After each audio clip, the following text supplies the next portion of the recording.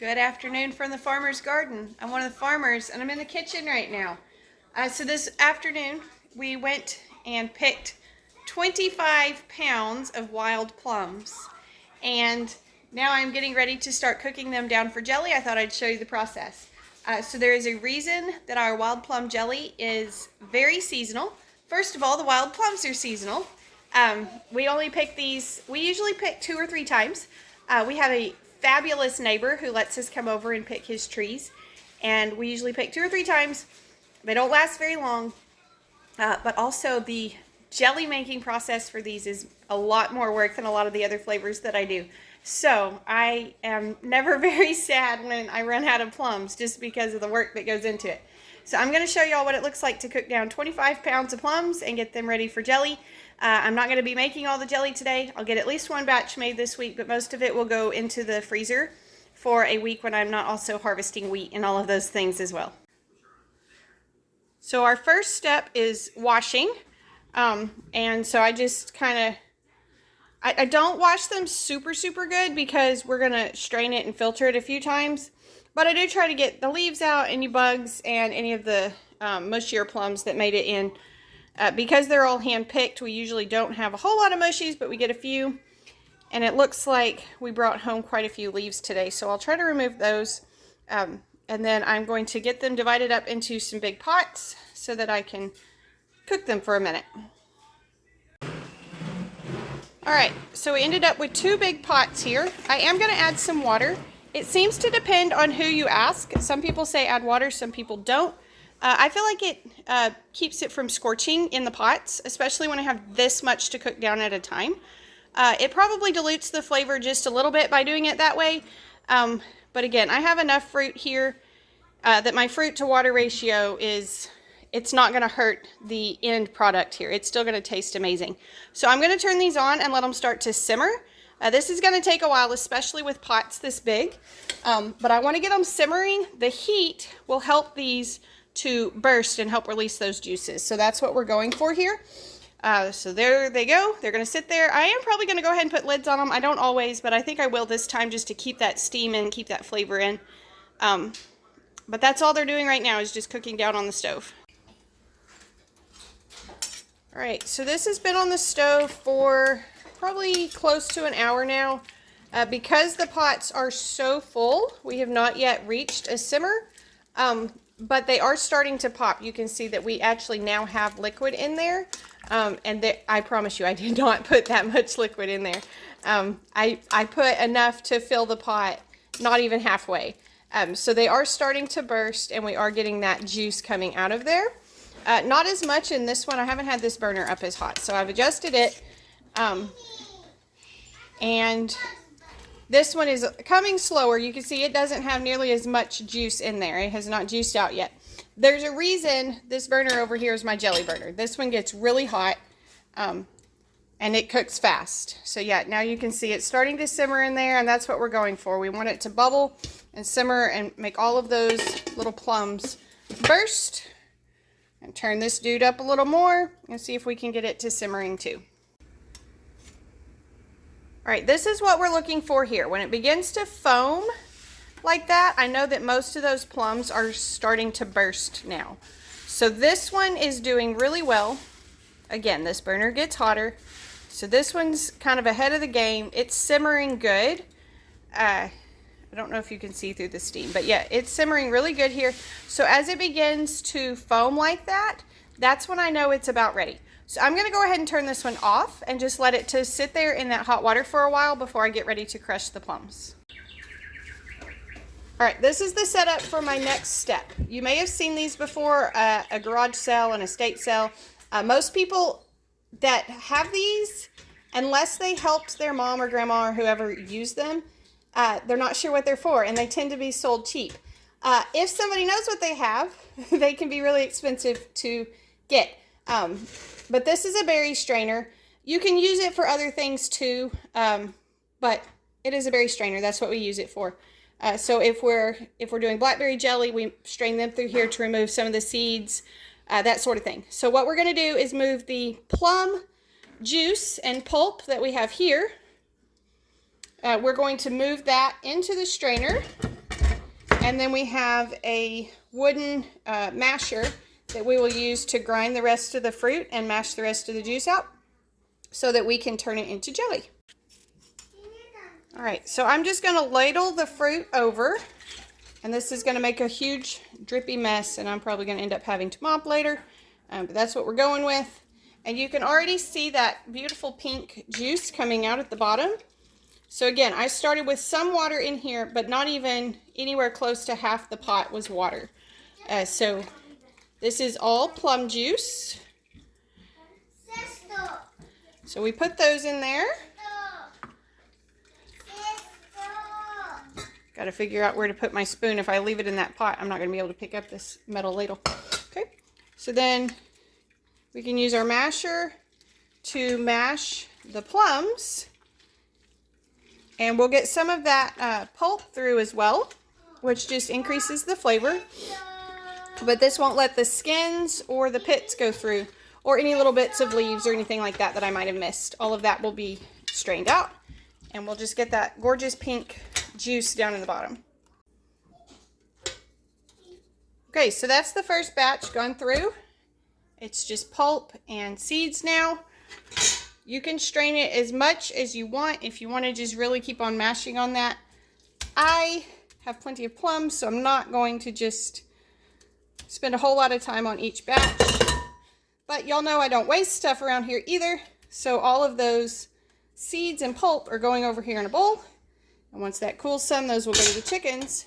And we're just going to keep repeating this process until all 25 pounds of plums are crushed. This is kind of step 3 in the mashing process. So we cook, we mash and strain, and then I'm going to strain it one more time. So I have a second strainer.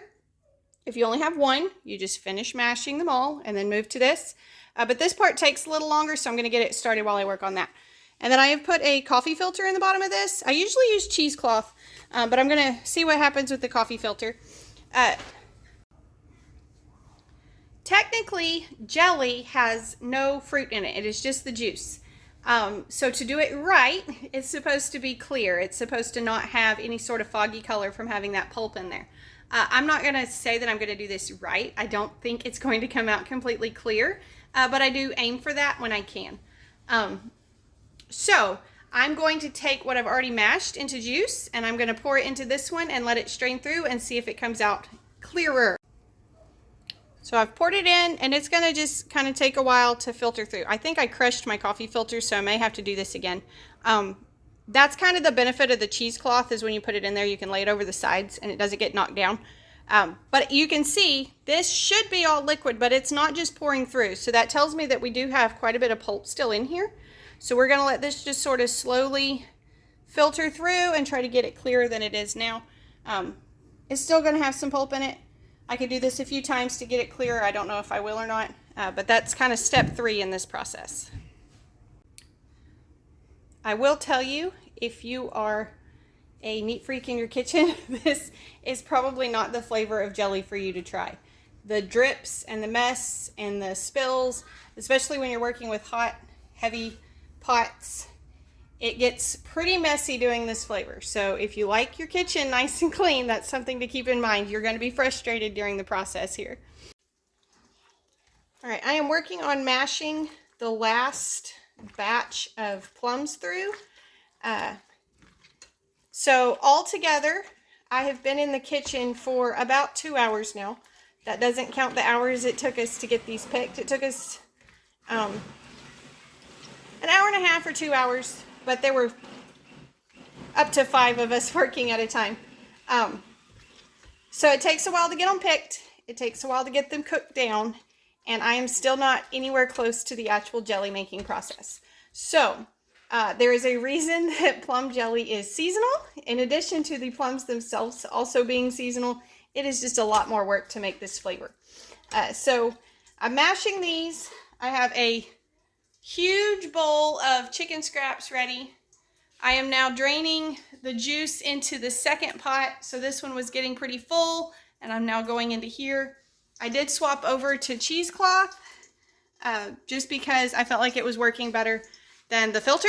and I'm probably going to drain that probably at least one more time. We'll see. So there's a whole lot of steps that go into this. Now I am cooking down 25 pounds of plums. If you're only looking to cook down a gallon of plums, that will make you a good batch of jelly, and that will be plenty, and that won't take you nearly as long, but there are a lot of steps involved in this overall process. Okay, this batch is on filter 2. Turns out I was out of cheesecloth, so I'm just putting it through this clean towel here. You can see it still has plenty of pulp in the top, and if I can get it where you can see good, it's much clearer on the bottom now. So this should make nice, pretty jelly. I love the color of plum jelly, but it takes a lot to get it to that beautiful color. The nice thing about jellies that have to be cooked down is I get to take a break from the kitchen to come out here. So I have dumped scraps for the goats and the chickens. I put a few over on this side of the fence. If by some very odd chance any of those seeds are still viable after being boiled and mashed and strained and smashed, it'd be awesome if some of them could sprout. So I put some over here where if they do sprout, they're safe from the goats. But mostly the chickens and the goats will eat all of these, and they'll get use out of that part. Okay, this is after 2 filters. I think we are going to call that clear enough. Now, I do not particularly like plum juice. To me, it's very, very tart. Once you add the sugar, it's amazing. But at this point, I'm always a little apprehensive. But it is at least beautiful. And so it's a matter of finishing up these steps today, getting the rest of it strained. We still have some going through the cheesecloth. And then we still have some going through the towel over here. And some more to go into the cheesecloth. So there's a lot of steps left. Been at this for about 2 hours now. Something like that, maybe 3. And so there's still a lot of steps left to do. But some of this is ready to be cooked into jelly. Okay, I've got 22 cups of filtered juice in bags. And I don't have enough space in my freezer to be able to lay these down. So I'm trying to get them to balance in this long enough for them to get slushy, and then I will take them and lay them flat after that. Trying to get those balanced. I don't want plum juice spilled in my freezer right now. And then I'm going to do some plum jam as well. So this is kind of the pulp that's left. And so I'm going to go ahead and measure and just know how much of that I have. And I will store it for doing plum jam as well. And I haven't decided if I'll do a jelly first or a jam first. But I'll have one of them done before market on Saturday. So it's Tuesday now. So at some point this week, I will be making plum something out of all of this. Okay, I've totally lost track of time. I've been in the kitchen for a few hours now. I have enough juice to make 2 of my batches of jelly. I make really large batches. So I should get, let me check my recipe. I should get around 3 cases of jelly out of it. And then I also have enough pulp to have a batch of jam. And that'll only make like 8 or 9 jars. Because I'll make a small batch of that.